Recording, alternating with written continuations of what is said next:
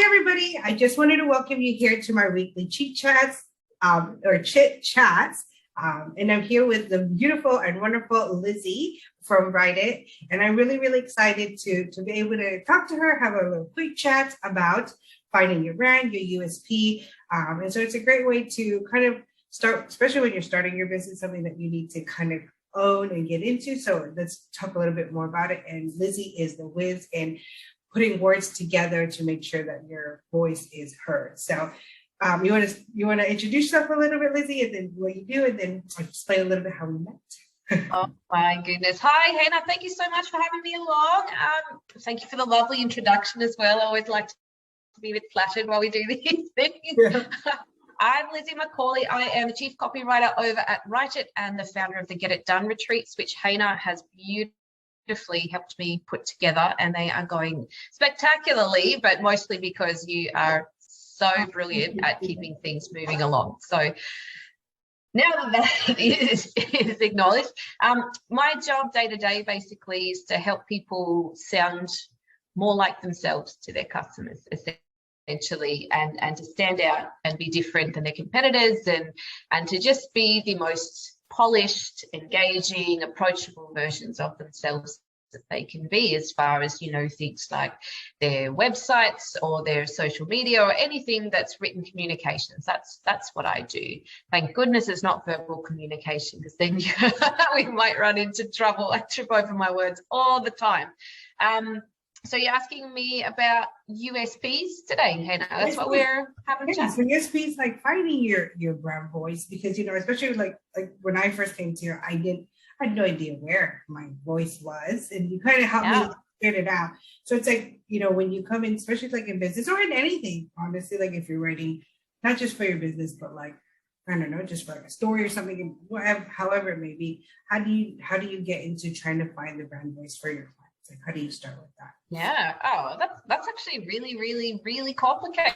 It's not easy, because it all starts with you. It starts with understanding who you are, who you want to work with, and then going into, okay, so once you've done that, what do they need? How do they speak? What do they want to hear? Because you're ultimately reflecting them back to them in a way. So you want to connect and communicate in a way that they recognize themselves in, which takes some doing, and it takes a little bit of research, I think, which is totally fine and should be part of the process anyway.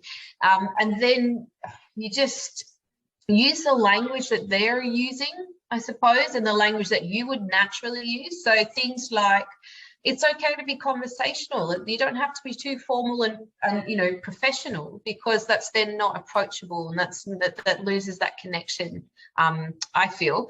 Yeah. What else can we do? I suppose it's just whatever you do it consistently too. I think that's really part of your brand voice, is once you understand it, is to use it all the time, and don't try and be 2,000 different things to 2,000 different people. Just be you, and that's really the most important part of any of it. Especially, you know, we're all small business owners, so we essentially are the businesses. So why would you try and be anything other than yourself? I think it's too easy to get tripped up otherwise, right? And I mean, that was like with me from the beginning, because I think, you know, coming in from like corporate, everything was like uniform, you know, how things work. And so trying to block, like when I talk, like I'm more like talking, like I would like to talk to you. But if you told me like, oh, can you write about yourself? I have no idea how to even start that. And so it's good to kind of like knowing like yourself. And then so obviously I would come to you, like, you know, for my business, to be like, hey, can you put it in words? Like still me, but put it in words that sounds like, you know, more engaging, I guess. Yeah. But so, see, you did that for yourself though as well. Like once we kind of figured out what your brand voice was, like we did that together. We negotiated on it, like, and it just took a bit of time for you to get your head around, you know, how do I sound? How can I do this in a way that isn't too kind of foreign for me, but isn't just completely me on a Saturday night at a party as well? Like there's this middle ground to make, and I think you've really nailed that as well now. Like you're really confident, comfortable in how you speak, and it comes across in your socials and everywhere that you are. You can really clearly recognize your voice coming through now, which is great. Yeah, that's true. Because before I used to like use a lot of quotes and like others' voice, you know, and now just what you're gonna get. Yeah, but shows a lot of confidence then. Like that's something that comes from within. You can't fake confidence. Like, well, yeah. I mean, we'll try, don't we? What was it called? The fake it to make it, but there's only so much that you can get from that, you know? So no, all that's good. But I guess one other thing is just how is it that your brand voice is important to your company? Like, I guess I know you said that a little bit more, but how is it really important? What is the whole entire point? Do you think you can write for anybody if they don't know their brand voice or what they want to come out to be? No, because you're kind of blurring your messaging. If you don't know what you're saying or who you're saying it to, then you're not saying anything at all. You're not going to be able to stand out. If you're just saying things for the sake of saying them and you don't know who you're talking to, or you don't have that consistent kind of knowledge and grounding in this is the strategy and the theory behind what I'm saying, then you're probably going to strike out a bit, which is, it's tough. It's kind of, that's not a nice thing to think about, but the reality is, you know, like there's hundreds of millions of people all jostling for space online, and you've got to find the one thing that makes you stand out. And that's where your USP comes in. So I know you kind of touched on that earlier. So the USP is your unique sales proposition or unique selling proposition. So it's not necessarily something that you trot out as a piece of writing in its own right, but it helps you deeply understand what sets you apart from your competitors. So USP is essentially like your 30-second elevator pitch. I think we've all heard of the elevator pitches before. And this is actually a really difficult thing to develop, but really important, so that if someone says to you, oh, what do you do? You can really quickly understand in a couple of sentences, or can really understand in a couple of sentences what you do, who you do it for, and why you're better or different than your competitors. Right? Yeah. And I think that can change too as you evolve in your brand, you know.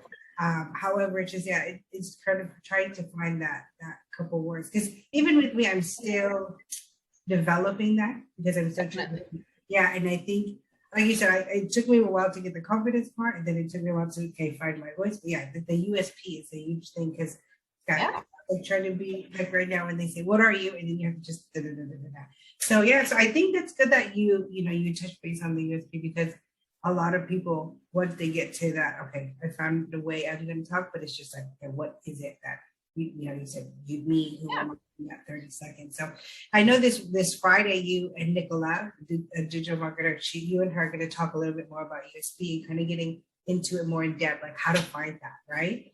Yeah. So understanding your audience, which circles back to sort of your brand awareness from before, because if you don't understand your audience, you don't really have a direction to take your business. You don't have a direction to take your messaging in.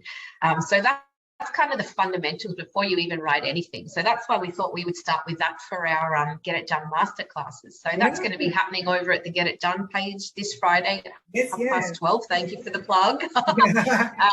And we'll be incorporating sort of the USP elements into that, because that's certainly a big part of it. And it's a challenge to write it, so you might as well help get some guidance on it, right, from the people who know roughly what they're doing. And I think that's what it is, because a lot of people, even like for myself, if I go to somebody that is a digital marketer, if they're gonna market you, like who are you that they're gonna market? So you have to, like you said, the fundamentals, you have to know that first before you can kind of like boom out to the world, you know.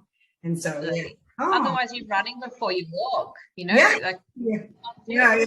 Exactly. Oh, well, thank you, for coming in today. Like I said, just a quick chit chat, because I'm excited with these chit chats. I just want to get like info of like what others do to make, because each part of the business, which as an OBM, that's what you got to do. You got to know every little parts of what. Get an idea. So when you run into something, you know who to run to, And so, if anybody needs to, once they found their voice, or what needs help to find their voice, so Lizzie probably the best person. No, not probably, is the best person to run into. Isn't Maybe. you're like, wait, yeah. You're like, I gotta make sure you know we connect, but it is what it is. So I'm excited, for this Friday to learn more because of course I work with you and I've worked a little bit with Nicola, but of course just knowing all the bits and pieces to put everything together. So I'm excited Friday because I get to learn myself. So yeah, well, thank you so much for having, for having the space with us, for being here. So yeah, well, thank you.